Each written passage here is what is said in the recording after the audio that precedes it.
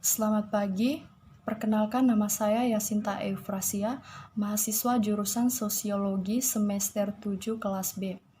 Pada kesempatan ini, saya akan mereview buku pertama pada mata kuliah Perencanaan dan Kebijakan Sosial yang berjudul Social Welfare Policy and Social Program, atau dalam bahasa Indonesianya dapat diartikan sebagai Kebijakan Kesejahteraan Sosial dan Program Sosial.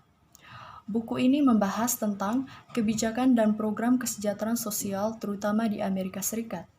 Buku ini dirancang untuk membantu kita memahami apa yang mendorong kebijakan kesejahteraan sosial dan bagaimana kebijakan itu mempengaruhi kehidupan orang-orang serta untuk mendapatkan wawasan tentang masalah-masalah utama dari perhatian sosial. Buku ini didasarkan pada beberapa prinsip umum. Pertama, setiap orang adalah bagian dari sistem kesejahteraan sosial. Kedua, buku ini didasarkan pada gagasan bahwa semua orang Amerika adalah sama-sama penyedia dan penerima kesejahteraan sosial. Ketiga, ada sejumlah pendekatan berbeda untuk memberikan kesejahteraan sosial. Keempat, upaya publik dan swasta berkontribusi pada kesejahteraan sosial. Premis kelima dan terakhir dari buku ini menyangkut pengaruh nilai dan keyakinan pada sistem kesejahteraan sosial Amerika Serikat. Buku ini berfungsi sebagai panduan untuk memahami struktur secara keseluruhan sistem kesejahteraan sosial Amerika Serikat dan sebagai sumber daya untuk membantu kita dalam melakukan perubahan dalam sistem. Dalam istilah kesejahteraan sosial, sosial berbicara tentang sifat kolektif masyarakat. Kesejahteraan berbicara tentang keadaan baik, keadaan keseimbangan yang sehat bagi orang-orang. Kebijakan kesejahteraan sosial adalah tanggapan kolektif terhadap masalah sosial. Program kesejahteraan sosial adalah produk dari kebijakan kesejahteraan sosial. Contoh program kesejahteraan sosial yang menyentuh kita semua adalah asuransi sosial atau yang biasa kita sebut sebagai jaminan sosial. Program ini dimulai sebagai respon terhadap kondisi ekonomi dan sosial dari depresi besar pada saat terjadinya ketidakamanan ekonomi bagi jutaan orang. Hal tersebut dilakukan untuk mengoreksi ketidakseimbangan dalam perekonomian dan memberikan dukungan ekonomi pada tingkat tertentu untuk orang-orang. Kebijakan kesejahteraan sosial saat ini telah dibentuk oleh peristiwa sejarah dan dibentuk oleh perubahan nilai dan keyakinan sosial. Di Amerika Serikat, seperti di banyak negara lain yang mayoritas mencerminkan mereka yang mengontrol sumber daya paling banyak dan memiliki pengaruh paling besar. Kebijakan kesejahteraan sosial berkembang dengan cara mencerminkan budaya mayoritas dan nilai-nilainya. Mayoritas itu biasanya menjadi perhatian mempertahankan status quo daripada mempertaruhkan pergolakan sosial. Contoh upaya untuk mempertahankan status quo dapat dilihat pada perlakuan terhadap perempuan dan kelompok non-dominan. Kebijakan kesejahteraan sosial di negeri ini cenderung menguak etika keluarga tradisional yang membuat wanita tetap di rumah dan membatasi orang non-dominan dan imigran dari partisipasi ekonomi penuh. Terlepas dari tujuan utama melindungi dan mempertahankan status quo menguasai mayoritas, perubahan telah terjadi dari zaman kolonial hingga saat ini. Beberapa perubahan kebijakan kesejahteraan sosial terjadi secara dramatis dan menjangkau jauh.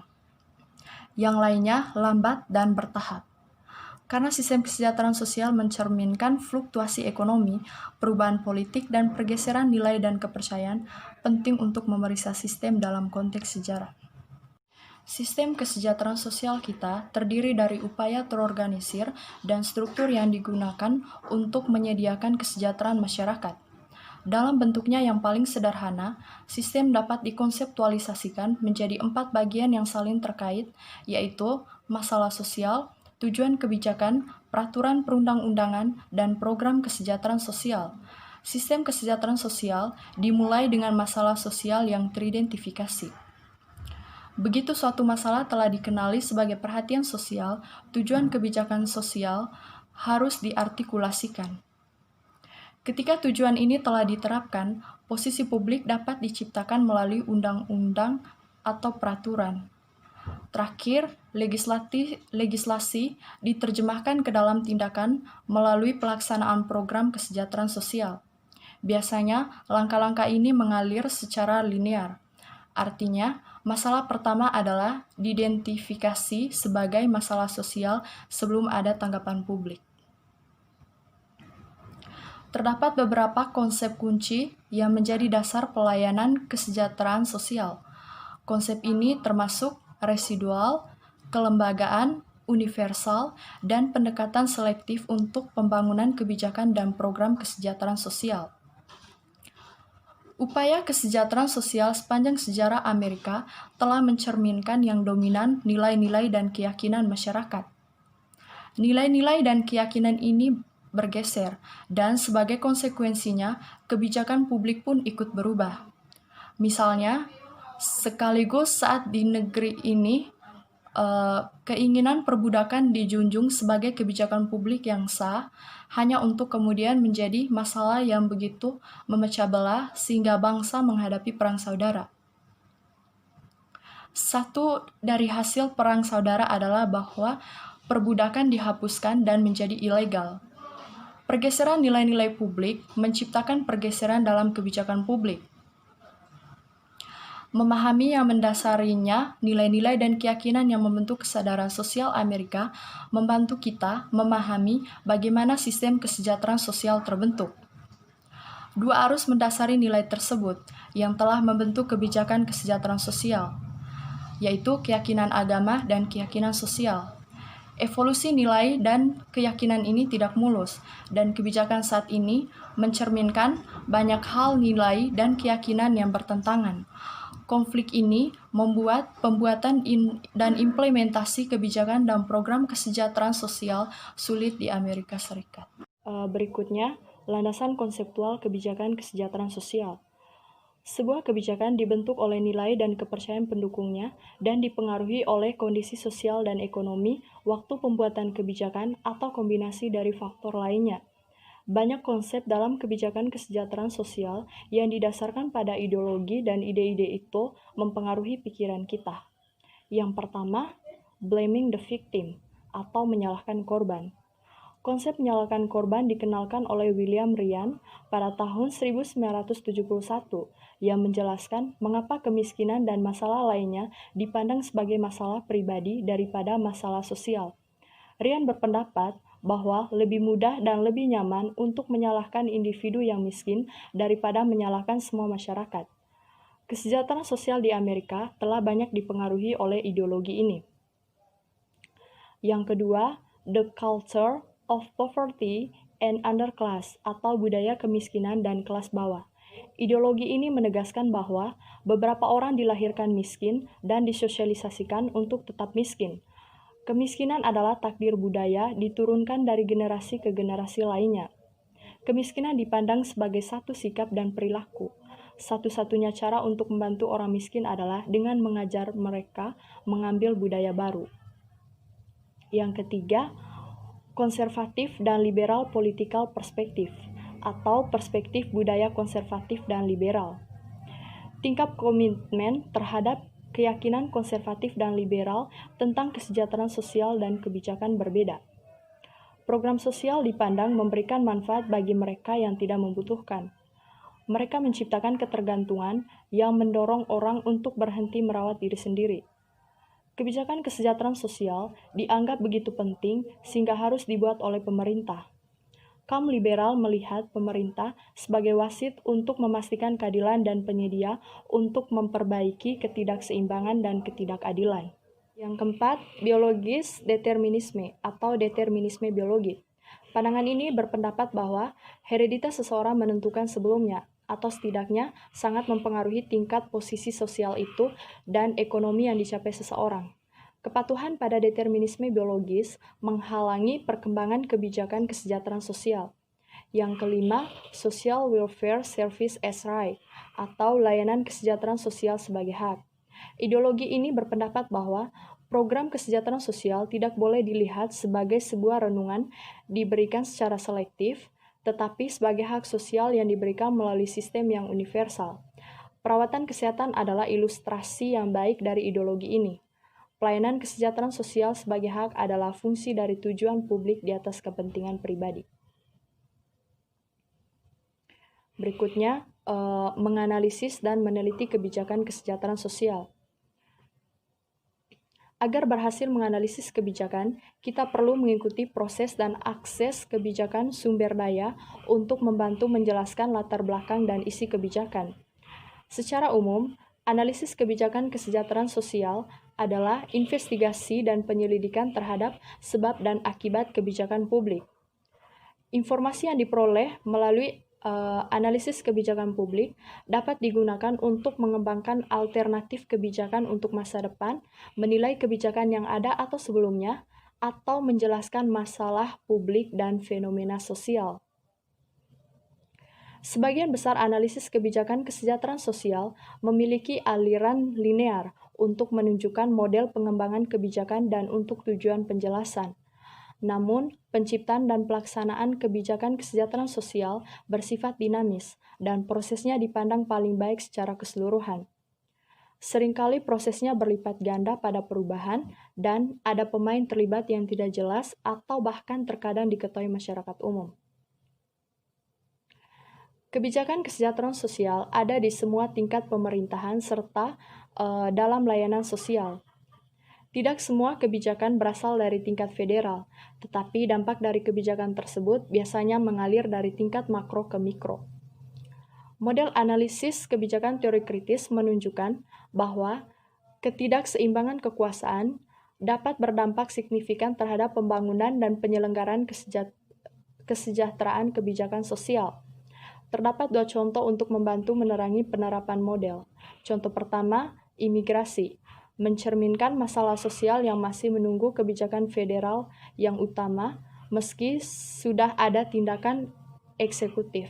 Kedua, reformasi kesejahteraan, menganalisis masalah sosial yang ditangani oleh kebijakan kesejahteraan sosial utama pada tahun 1996, yaitu Undang-Undang Tanggung Jawab Pribadi dan Peluang Kerja. Berikutnya, keadilan sosial dan hak-hak sipil. Perlindungan hak sipil oleh pemerintah federal meliputi ras, jenis kelamin, etnis, agama, religion, dan kemampuan. Satu kelompok yang aktif mengkampanyekan legislasi hak-hak sipil yang tidak berhasil adalah komunitas lesbian, gay, biseksual, dan transgender atau LGBT. Persoalan hak sipil lain yang mendapat perhatian publik adalah hak imigran. Hingga tahun 1960-an, keterlibatan federal sangat minim dalam mengamankan hak-hak yang berbeda kelompok populasi. Kontrol negara dan lokal mendominasi politik, sosial, dan arena hukum. Hambatan lokal seperti pemungutan pajak suara dapat digunakan untuk mengesampingkan dampak upaya federal untuk memberikan hak suara bagi rakyat. Pergeseran politik yang terjadi pada tahun 1960-an mengubah struktur pemerintahan. Dua tren signifikan muncul selama tahun 1960-an, yaitu yang pertama, ekspansi tanggung jawab federal untuk kesejahteraan publik, dan yang kedua, meningkatnya fragmentasi kekuasaan di tingkat nasional. Selama tahun 1960-an dan 1970-an, keterlibatan federal di perlindungan hak-hak sipil dan ekonomi rakyat berkembang pesat. Pemerintah federal mengambil peran utama dalam mengamankan hak-hak sipil bagi orang Afrika Amerika, dimulai dari perang melawan kemiskinan, menciptakan program kesejahteraan sosial baru seperti Medicare atau Medicaid, memperluas cakupan dan manfaat asuransi sosial, dan mengambil alih kepemimpinan peran dalam mempromosikan kesetaraan gender dan hak sipil bagi penyandang disabilitas. Pada saat yang sama, peran federal berkembang, kekuasaan agen federal menjadi lebih terfragmentasi. Kekuatan partai politik berkurang, kelompok kepentingan berkembang biak, presiden menjadi kurang kuat, dan Kongres menjadi lebih terpecah. Untuk mencapai tujuan mulia dari begitu banyak program dan kebijakan yang ditujukan untuk pembukaan kesempatan bagi orang-orang, semakin banyak agen federal harus dibuat dan dikembangkan. Perluasan peran federal dan fragmentasi kontrol federal disertai dengan peningkatan pengeluaran federal untuk layanan kesejahteraan sosial. Peningkatan pengeluaran tersebut memungkinkan kontrol federal yang lebih besar.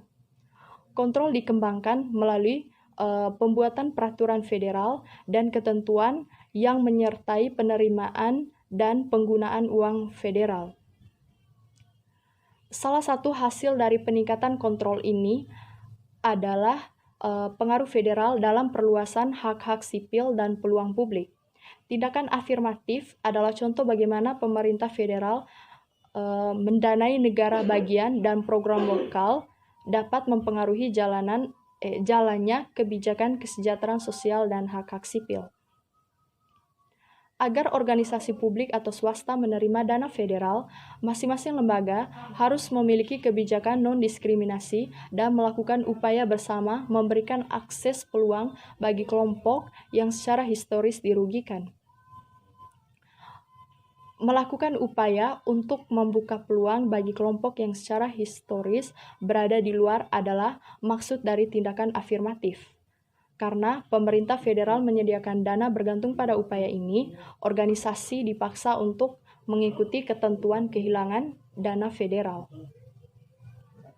Semua intervensi ini menunjukkan kekuatan pemerintah untuk bertindak dan meningkatkan kualitas, keamanan, dan keselamatan hidup kita. Kita juga perlu mengklarifikasi nilai dan memahami dampak dari nilai yang bersaing dan keyakinan. Jika mereka yang berada di posisi kekuasaan dan pembuat kebijakan cenderung berbagi nilai yang bersifat individualistis, maka mereka cenderung tidak mendukung program pemerintah mengenai kesejahteraan sosial. Daripada berdebat tentang pendanaan atau program tertentu, keyakinan dasar yang dipegang orang perlu ditangani. Sekian review buku pertama dari saya. Akhirnya saya mengucapkan terima kasih.